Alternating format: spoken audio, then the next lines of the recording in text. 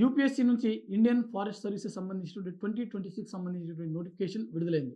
So, ఈసారి మనకు IFS సంబంధించినటువంటి మొత్తం ఖాళీలు ఎన్ని ఉన్నాయి? అదేవిధంగా వీటికి సంబంధించినటువంటి వయోపరిమితి అంటే ఏ విధంగా ఉండాలి? అదేవిధంగా వీటికి సంబంధించినటువంటి విద్యా అర్హతలు చాలా చాలా ఇంపార్టెంట్ అనమాట.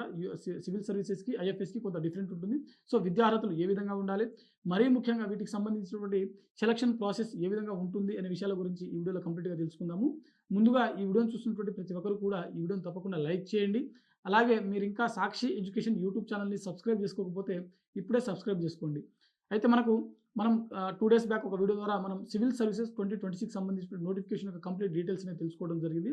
సివిల్ సర్వీసెస్ సంబంధించినటువంటి ఈ ఏడాది మొత్తం ఖాళీలు 933 అని చెప్పి అక్కడ మనం చాలా క్లియర్‌గా చెప్పుకోవడం జరిగింది. సో, ఇక్కడ మనకు ఇండియన్ ఫారెస్ట్ సర్వీసెస్ సంబంధించిన నోటిఫికేషన్ ద్వారా మొత్తం 80 ఖాళీలకు సంబంధించినటువంటి ఈ భర్తీ అనేది ఇక్కడ జరుగుతుందనమాట.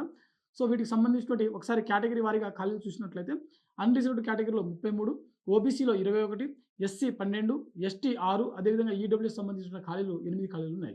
ఓవరాల్‌గా మొత్తం 80 ఖాళీలైతే మనకు ఈసారి మెన్షన్ చేయడం జరిగింది.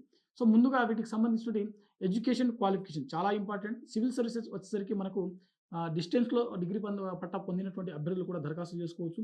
అదేవిధంగా సివిల్ సర్వీసెస్‌కి ఇంజినీరింగ్ కావచ్చు, బీటెక్ కావచ్చు, అంటే బీఈ, బీటెక్ సంబంధించినటువంటి వేరే వేరే స్ట్రీమ్స్ ఏవైతే ఉంటాయో అవి చేసినటువంటి అభ్యర్థులు కావచ్చు, హార్టికల్చర్ కావచ్చు, అగ్రికల్చర్ కావచ్చు, డెంటల్ కావచ్చు, లేకపోతే ఎంబీబీఎస్ కావచ్చు, జనరల్ డిగ్రీ అంటే బీఎస్సీ లాంటి డిగ్రీ చేసినటువంటి అభ్యర్థులు కావచ్చు. ఎవరైనా దరఖాస్తు చేసుకోవచ్చు. కానీ మనం ఇండియన్ ఫారెస్ట్ సర్వీసెస్ సంబంధించినటువంటి నోటిఫికేషన్ వచ్చేసరికి కొన్ని స్పెసిఫిక్ సబ్జెక్టులు అనేది ఇక్కడ మెన్షన్ చేయడం జరిగింది. సో, వీటికి సంబంధించి ఒకసారి చూసేటువంటి ప్రయత్నం చేద్దాము.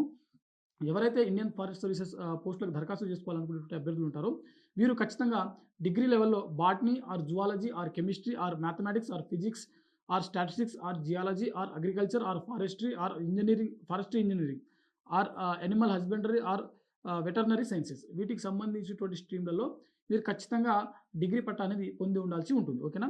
సో, వీటిలలో ఏదో ఒక సబ్జెక్ట్ మీరు మీ డిగ్రీ లెవెల్‌లో చదివినట్లయితే మీరు ఇండియన్ ఫారెస్ట్ సర్వీసెస్ సంబంధించినటువంటి నోటిఫికేషన్‌కి దరఖాస్తు చేసుకోవడానికి అర్హత కలిగి ఉంటారు. అయితే మనకు సివిల్ సర్వీసెస్ సంబంధించినటువంటి దరఖాస్తు చేస్తాం కదా! సో, అందులోనే మనకు అదే నోటిఫికేషన్ అంటే ఆ ప్రాసెస్ ఏదైతే ఉంటుందో అందులోనే మనకు ఇండియన్ ఫారెస్ట్ సర్వీసెస్ కూడా మీరు ఎలిజిబులా? కాదా? అని చెప్పి అక్కడ అడగడం జరుగుతుంది.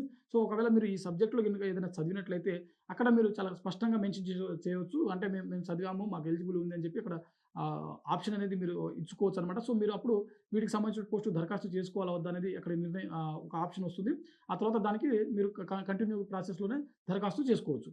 సో, వీటికి సంబంధించినటువంటి సెపరేట్‌గా అంటే ఈ నోటిఫికేషన్‌లో సంబంధించినటువంటి ఏదైతే ఉందో సెపరేట్‌గా కాకుండా సివిల్ సర్వీసెస్‌తో పాటుగానే మీరు దరఖాస్తు చేసుకోవడానికి ఒక అవకాశం అనేది మనకు యూపీఎస్సీ అనేది చాలా స్పష్టంగా ఇక్కడ కేటాయించడం జరిగింది.